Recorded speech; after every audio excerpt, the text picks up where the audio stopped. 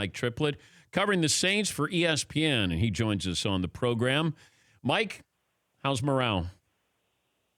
Dan, it's been a long time since you've had me on after a Saints game. I can't imagine what would have transpired to to get this call this morning.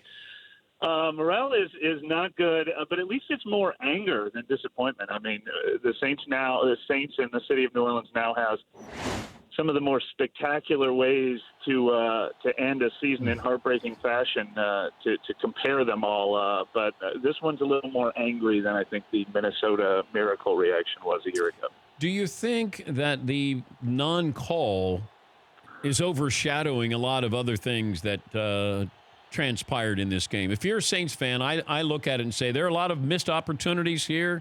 I can question some of Sean Payton's play calling, but, it feels like, I know that pass interference play is going to loom large and hang there for a long, long time. But I thought that there were some issues with this Saints, certainly on offense, the last 6 weeks of the season. Well, that's of course. I mean, you put yourself in a position that one call can lose a game for you. That means you didn't do enough to put it away, especially since they were winning 13-0 and won the overtime coin toss. But I mean, yeah, we'll see what hindsight says. But this has the makings of us sitting here talking about how, Chris Webber's timeout wouldn't have mattered if Michigan had scored more early in the game, or, if Ernest Biner had scored a couple more touchdowns in the first half, nobody would remember his fumble. So it's one of those all-timers. But also, with the non-call, did your receiver sell it well enough? When he's on the ground and he popped up and went back to the huddle, he didn't seem bothered by the non-call, and I said there's 3 missed penalties. It's pass interference, it's defenseless receiver, and it's helmet to helmet. Other than that, you got the call right. Yeah, well, it's funny because, maybe in hindsight he should have tried to sell it more, but that one felt obviously like one that didn't need any selling. I mean, I know everybody up in the press box was looking for, now, which guy throws the flag in this situation? Even Nickel Ruby Coleman was like, yeah, I knew it. I mean, he basically admitted it was an intentional foul because the guy was left uncovered. He's like, well, I figured knocking him over was better than giving up the touchdown. And when I got up, I was looking for the flag, and he was as shocked as anyone that he didn't get one. Was any official made available after the game last night? Yeah, the head referee was the only one who talked after the game to the media as a pool report, and he said he had not had a chance to review it. He wasn't the one who made the call, which was unfortunate, obviously. So no detailed explanation came from the crew itself. And then obviously the head of NFL officials is the one Al Rivera is the one who called Sean Payton. And so we got our best explanation of how the league felt about the call from Sean Payton himself. And he made it clear that the league admitted that they blew the call and that both infractions should have been called, the PI and the helmet to helmet. Was there a tipped ball on that play at all? No, and certainly not that I saw. And even Nickel Roby Coleman, from what I read, said at first that an official told him that there was a tipped ball, or that's why they didn't throw the flag. But then, at least one report I saw, Roby Coleman later said, "Well, actually, it was one of my teammates that told me that I'm not an official." So I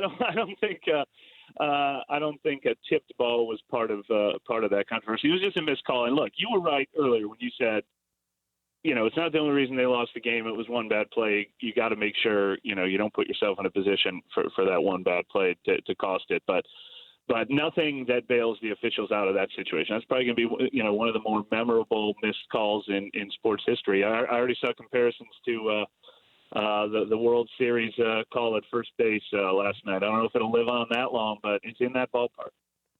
I guess foregone conclusion, Drew Brees is back?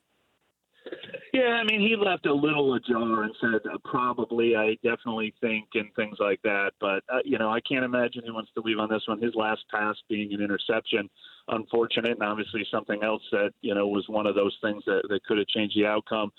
But also, he played great this year, and he's coming back to a team that is still built to win if they can get over this. Sean Payton, I know he's under contract, but we assume he's back?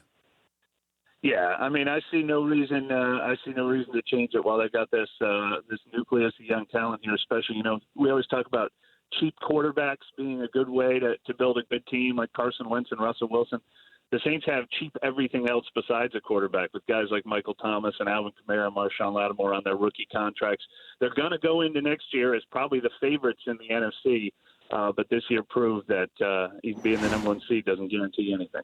I'm looking at the competition committee. The NFL commissioner selects the members of the competition committee. So you have 2 owners, 2 club presidents, 2 general managers, and you have 2 head coaches. And one of those head coaches is Sean Payton. Yeah. I'd love to be at that meeting, Mike, as Sean Payton talks about the competition committee and how do we better officiate a game. If we have the technology, and I brought this up earlier, and I don't know if this is a topic for another day, but if you have mission control, and I have the head of the officials who is watching this, who knows they've missed the call, has the technology to be in touch with the head of the officials, is there a scenario where you could see this put into play at some point, and what plays are going to be reviewable or changeable?